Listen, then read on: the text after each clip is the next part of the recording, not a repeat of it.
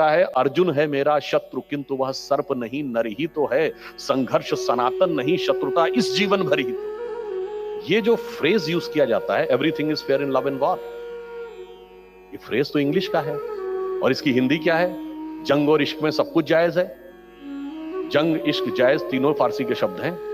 किसी भारतीय भाषा में, संस्कृत या अन्य में कोई ऐसा आपको अनुसंधान करके बताइएगा कि युद्ध प्रेम में सब कुछ उचित अनुचित है, ऐसा कहीं नहीं।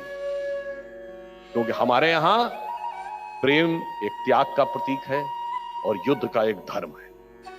और वो धर्म कैसा है कि भगवान राम जब रावण से युद्ध करते हैं तो रावण को भी इस बात का आभास हो जाता है कि भगवान राम क्या हैं, और जब रावण मृत्युशैया पे पड़ा होता है तो भी भगवान उसके पास अब लक्ष्मण को भेजते हैं। यानी आपके शत्रु के अंदर भी कोई क्वालिटी है तो हम ईमानदारी से एक्सेप्ट करेंगे।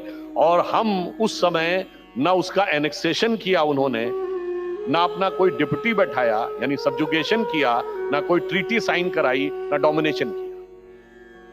ये युद्ध का धर्म था। और युद्ध का धर्म हमारा ऐसा था कि वो जो आपको महाभारत का संवाद याद होगा कि सांपों का राजा अश्वसेन कर्ण और अर्जुन के युद्ध में जब कर्ण के तरकश में से आता है और वो कहता बस मुझे अपने बाण पर चढ़कर जाने दो तो अर्जुन को मैं डस लूंगा, तुम्हारा भी प्रतिकार पूरा और मेरा भी प्रतिकार पूरा, तुम्हारा दुश्मन मेरा दुश्मन।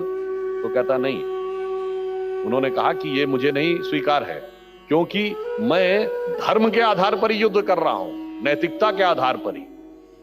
तो वो ये कहता है, उसमें लाइन बड़ी सिग्निफिकेंट है जो भारतीय संस्कृति का मूल स्रोत है। वो ये कहता है अर्जुन है मेरा शत्रु किंतु वह सर्प नहीं नर ही तो है, संघर्ष सनातन नहीं शत्रुता इस जीवन भर ही तो। जन्म जन्मांतर की शत्रुता नहीं है। तो कहता है अगला जीवन किस अर्थ हो फिर हो द्वेषांत बिगाड़ू मैं, सांपों की जाकर शरण सर्प बन क्यों मनुष्य को मारूं।